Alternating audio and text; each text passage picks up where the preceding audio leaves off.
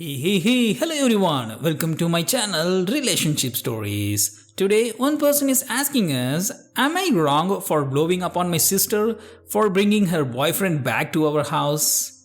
But before we give our judgment, let's hear the story from her side. My sister Anna, 45 female, and I, 30 female, live together because of her health. We both pay bills, but just about everything is in my name. 2 weeks ago, Anna told me she was going on a date with a new guy. Let's call him Brian, he is 40, and later told me he was coming over. Okay, cool, but then he just didn't leave. Now, this guy is a sob story.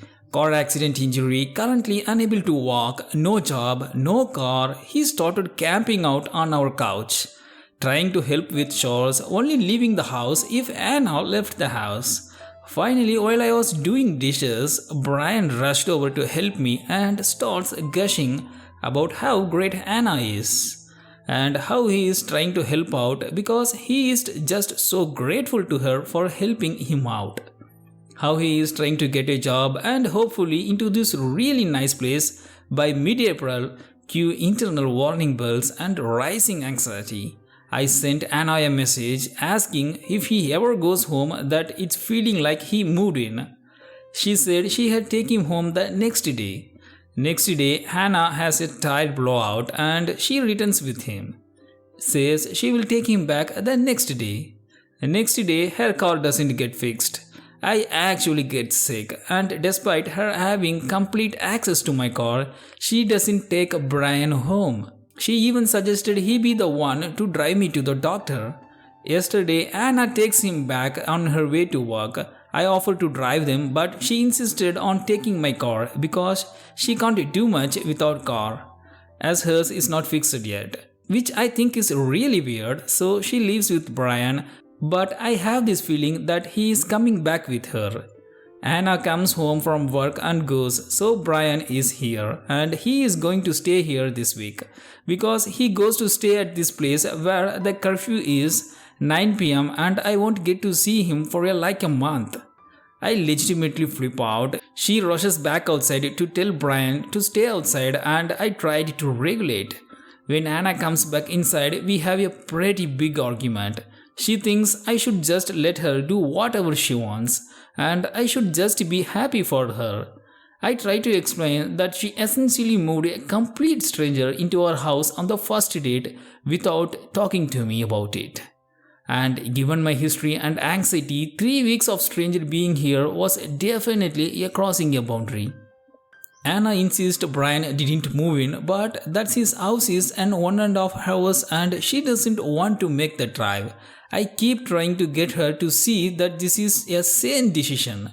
She breaks down crying, saying she's been depressed, but since she started dating him, she is suddenly able to do so much things. I tell her this is an unhealthy cycle she has created with her boyfriends.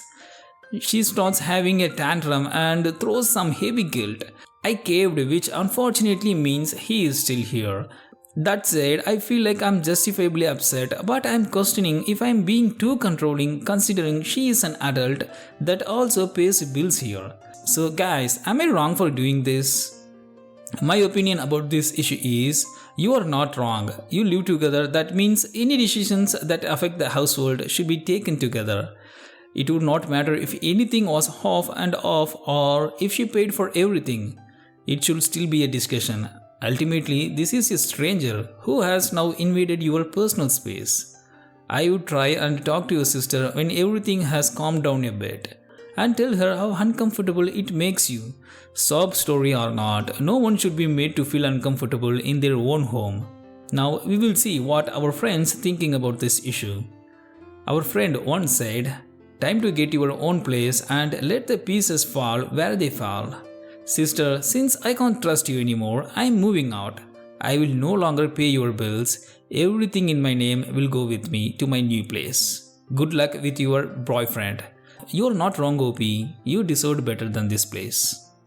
Our friend too said, "You are not wrong. He needs to leave today." Yes, your sister should be able to have her boyfriend over. No, that doesn't mean that he can stay for almost a month without even talking to you about it. Whether your sister pay bills or not, it's your home. You should feel comfortable there, and at the moment you clearly don't, tell them he is not staying tonight. You will drive him back if he wants, but you need some space. If your sister gets upset, please remind her that you have been upset for the past 3 weeks and she didn't care about that. Two people living together have to compromise. That doesn't mean your sister getting her own way all the time. For the next story, will I be wrong for making my sick son, 13 male, clean up when he vomits on the floor? My son Jordan has an issue where he throws up within an hour after eating sugary food. A little idiot, people think I mean that he throws up every single time he eats sugary food.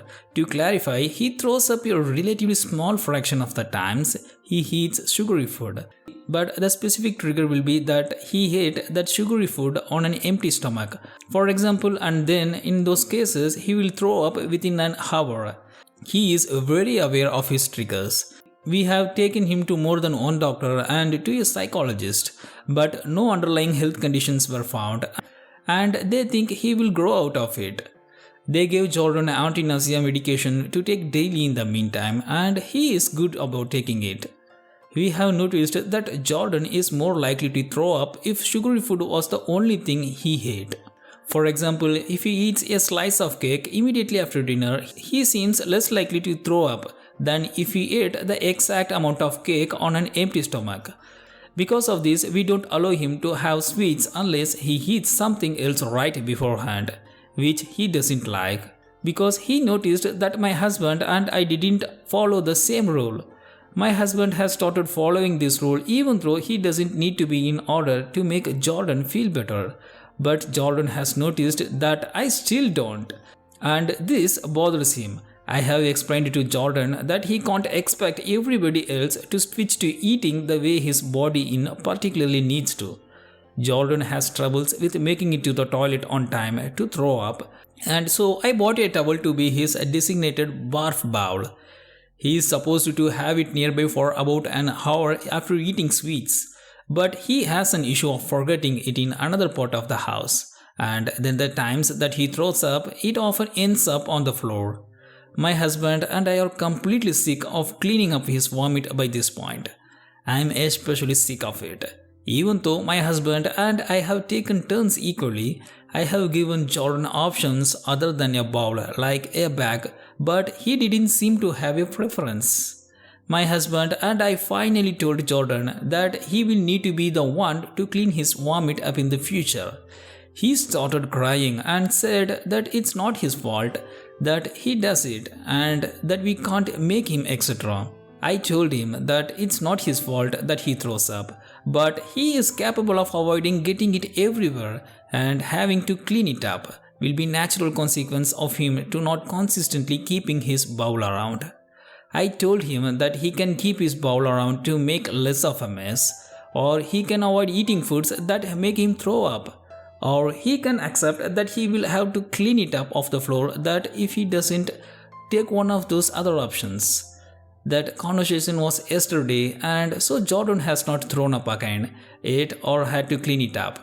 He's on a 2-week streak. Actually, my husband and I privately went back and forth about what to do for a while. Hence, why yesterday was when we talked to him about it.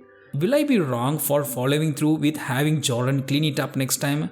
My husband and I discussed it, and if Jordan refuses, we plan on limiting access to the foods that are risking making him throw up until he agrees. However, in order to do that, we had at minimum to have put his allowance in his savings account instead of giving him in cash. And let every single authority figure in his life know not to give him sweets.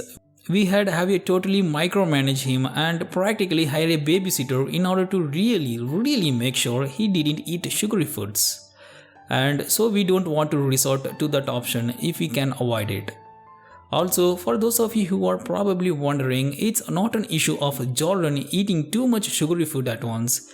Even a small portion can make him vomit. It has more to do with how sugary it is, or him eating it on an empty stomach or before recess. He does not throw up at every time, but it happens around once a week. It's currently been 2 weeks since the last incident. He doesn't have food allergies. Also, we have tried giving him food with different types of sweetness. And it's not any better unless the food tastes significantly less sweet, indicating that it seems to be the taste of the food rather than the sugar itself.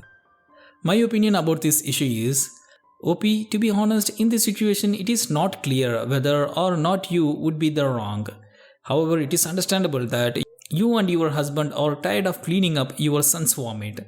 You have explained to your son that he can avoid cleaning up the mess but keeping his bowl nearby or avoiding sugary foods, but he has not taken these steps. It is reasonable to set the expectation that he will clean up the vomit if he does not take the necessary precautions to avoid making a mess.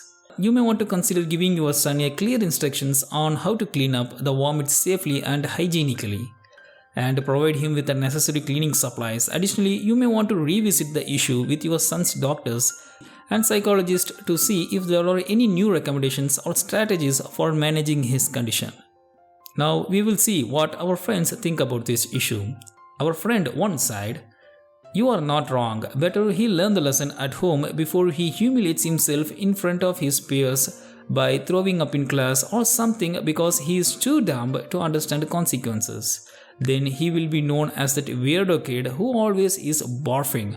Not cool. Our friend 2 said, you are not wrong. I feel bad for him. I can imagine how hard it is on him, but also everything you and your husband have to do, have a detail to everything he eats. Clean up his vomit, all the doctor visits, and I can imagine it worries you both. I think it's fair that he has to clean up his own vomit. The next story is, am I wrong for not wanting to do all the church stuff my stepfather wants me to do? I didn't grow up going to church, but my mom married my now stepfather. We have been attending church regularly. We started when they got serious. He is heavily involved with the church, and while I sort of just went along with going to church, I do rather enjoy the community aspect, and our church always has some kind of fun event going.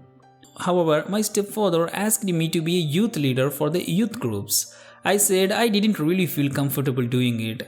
I don't really believe in anything religious and I kind of just go along with going.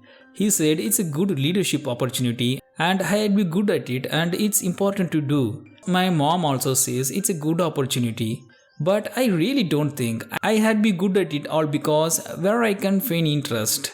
I'm not really religious. Am I wrong for pushing back against my parents about being a youth leader? My opinion about this issue is, OP, you are not wrong for not wanting to be a youth leader in your church. It is important to respect your own beliefs and values, and it is okay to decline a request or opportunity that does not align with them. It is also important to communicate your feelings and reasons to your stepfather and mother respectfully and honestly. They may have their own reasons for wanting you to take on this role, but ultimately it is your decision. Perhaps you can suggest alternative ways to contribute to the church community that align with your interest and beliefs. Now we will see what our friends think about this issue. Our friend one said, you are not wrong, this is your life and your faith, and it should be your free choice whether or not to do this. Point out to them that it does not mean as much if you don't want to do it, that they should prefer the community's children to have a youth leader who has their heart in the task, and that's not you. Our friend 2 said, you are not wrong. No is a complete sentence. He has zero right to force his beliefs on you or to force you to partake.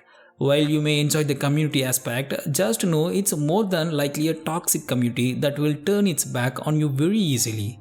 They will try to guilt you into doing stuff and donating money, but more than likely will not help you in return when you need it. You don't buy into faith, so stop going along. You are sending them the wrong message.